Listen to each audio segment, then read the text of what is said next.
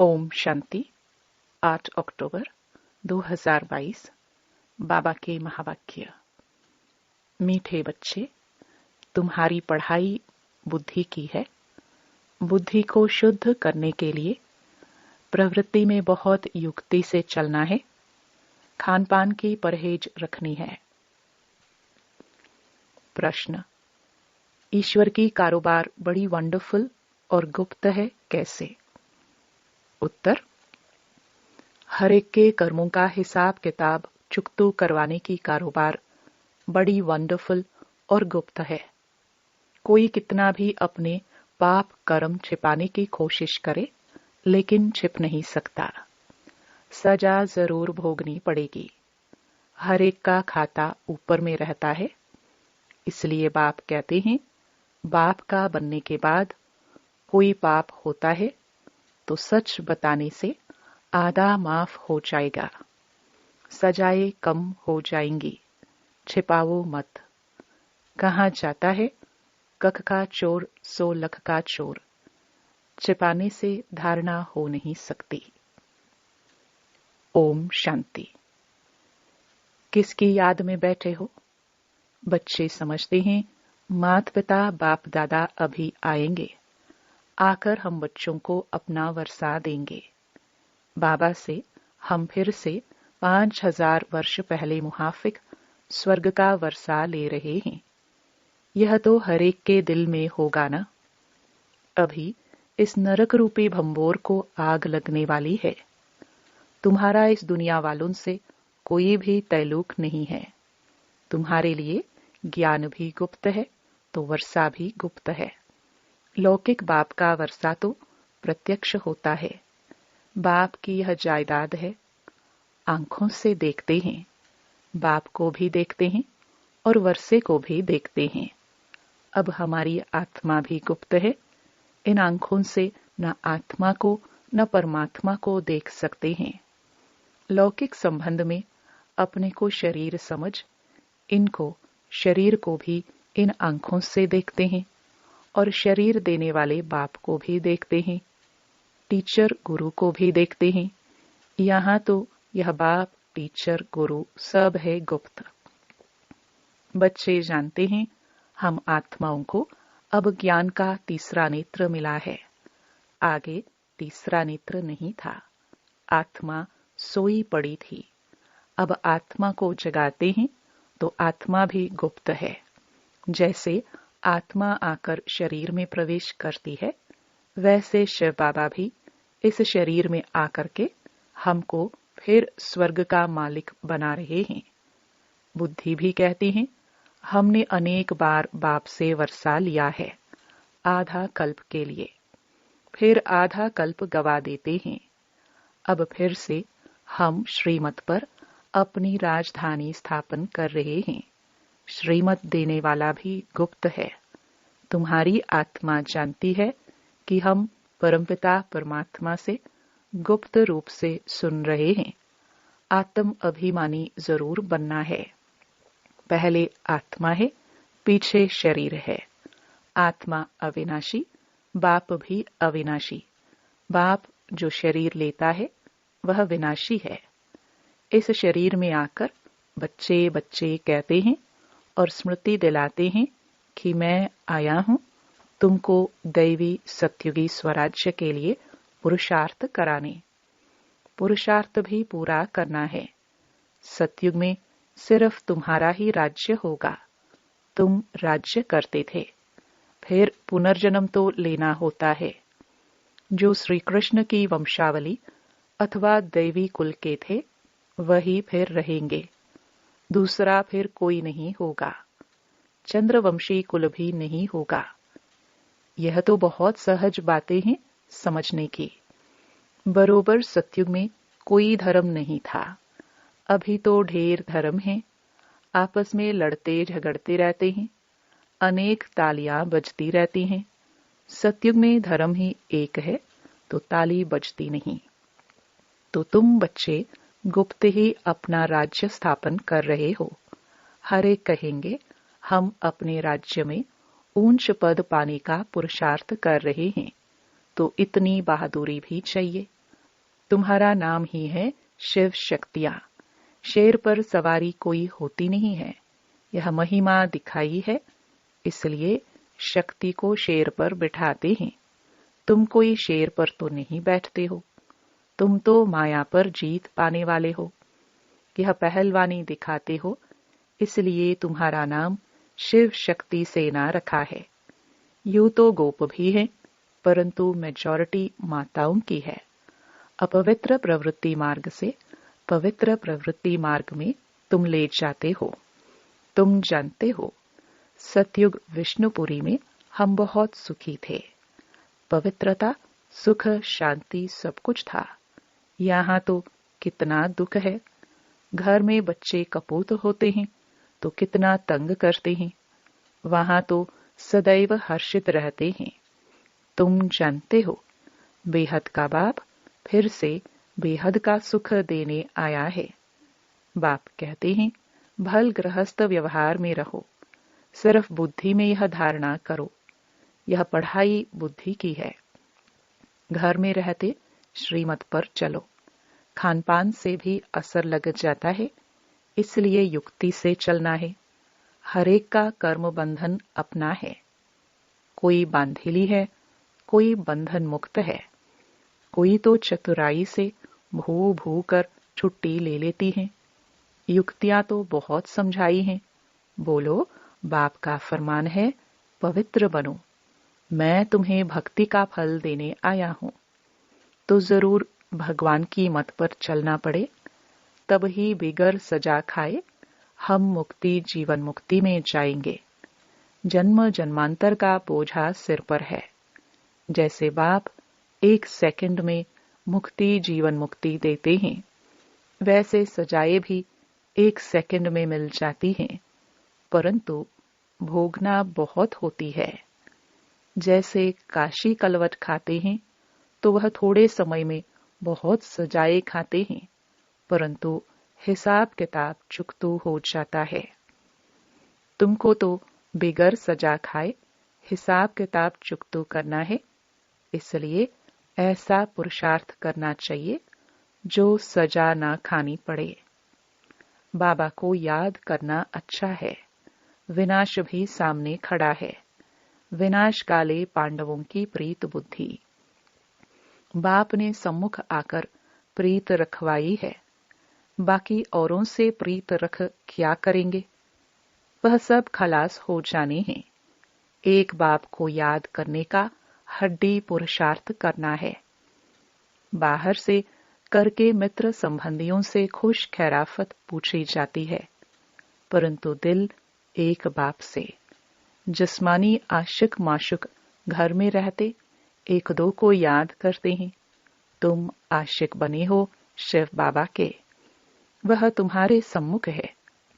वह तुमको याद करते, तुम उनको याद करो। शिव बाबा इस शरीर में आकर आत्माओं की सगाई स्वयं से कराते हैं। इसको कहा जाता है आत्माओं का परमपिता परमात्मा के साथ कल्याणकारी मेला।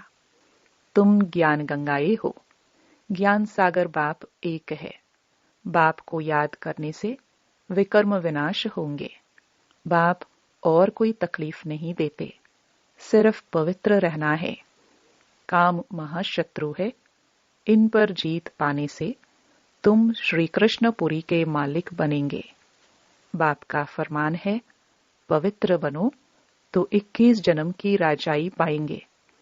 पतित बनने से तो बर्तन मांझ कर रहना अच्छा है, परंतु देह अभिमान न टूटने के कारण वर्षे को भी गवा देते हैं।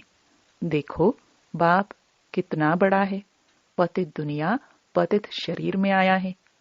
शिव बाबा को सोमनाथ के मंदिर में पूज रहे हैं। वही बाबा इस समय देखो कितना साधारण बैठे हैं। अब परमात्मा खुद शिक्षा दे रहे हैं।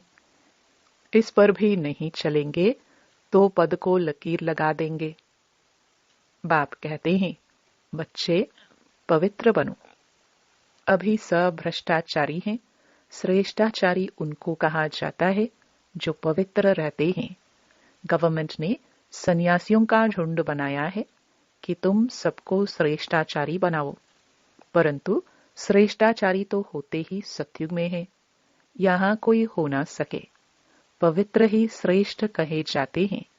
सन्यासी पवित्र हैं, परंतु फिर भी अपवित्र से जन्म लेते हैं, क्योंकि है ही माया का राज्य। कोई योग बल से जन्म तो नहीं लेते हैं। बाप बच्चों को समझाते हैं, दिल हमेशा साफ रहनी चाहिए, जरा भी अहंकार न रहे। बिल्कुल गरीब बन जाना अच्छा है। बाप है गरीब निवाज, वाह गरीबी वाह। गरीबों को साहूकार बनाना है। बाप कहते हैं, भारत को गरीब से साहूकार बनाता हूं। भारतवासी ही बनेंगे, और बनेंगे वह जो श्रीमत पर चलेंगे, वही स्वर्ग के मालिक बन सकेंगे। बाप सहज राजयोग सिखलाते ही हैं, श्री कृष्णपुरी अथवा स्वर्ग का मालिक बनने के लिए। बाप का फरमान है, पवित्र बनो, और कोई मनुष्य को हम गुरु नहीं मानते। जास्ती खिटपिट होती है पवित्रता पर। किसको मार मिलेगी, घर से निकाल देंगे तो वह क्या करेगी। बाप उनको शरण देते हैं, परंतु ऐसे भी नहीं कि बाबा पास आकर फिर संबंधी याद पड़े तो नुकसान करते रहें, फिर दोनों जहानों से निकल जाते हैं। ज्ञान की धारणा नहीं करते तो सुधरते नहीं, पुरानी ही चाल चलते रहते हैं। यहाँ तो कोई भी पाप नहीं करना चाहिए। तुमको तो पुण्य आत्मा बनना है। श्रीमत के आधार पर अपने आप से पूछो, यह पाप है व पुण्य है। बाबा समझाते हैं, जो भी पाप किए हैं वह बाप को सुनाने से आधा पाप मिट जाएगा। बहुत बच्चे बताते हैं, हमने यह किया है, यह गुनाह है, फलाने से पतित बने हैं। बाप तो जानते हैं ना कितने विकर्म किए हैं। समझाते हैं, अभी कोई पाप नहीं करो, नहीं तो सजा एकदम 100 गुणी हो जाएगी। फिर धर्मराजपुरी में साक्षात्कार कराएंगे। तुम ऐसे ऐसे पाप करके छिपाते थे, छिप तो नहीं सकता। भल नहीं देखते हैं, वह बाप तो अच्छी रीति जानते हैं ना। धर्मराज के पास सारा खाता रहता है। ईश्वरीय कारोबार बड़ी वंडरफुल और गुप्त है। कहते हैं ना, जरूर पाप किया है तब दूसरे जन्म में छीछी घर में जन्म मिला है, तो जरूर जमा होता है ना। ऊपर में खाता तो है ना, अभी वह खाता यहाँ है। इसलिए बाप समझाते रहते हैं कि अब कोई पाप नहीं करना। कख का चोर 100 लख का चोर कहाँ जाता है। समझाना चाहिए कि हम बहुत बड़ा पाप करते हैं, फिर पद भ्रष्ट हो जाएंगे। धारणा नहीं होती तो ईश्वरीय सर्विस कर नहीं सकते, औरों का भी कल्याण करना है। ऐसे समय बर्बाद करेंगे, पाप करते रहेंगे तो पद कम हो पड़ेगा। फिर कल्प कल्पांतर के लिए वह पद हो जाएगा। इसलिए जितना हो सके पुरुषार्थ करना है। पूछते हैं, बाबा के पास क्यों आते हो?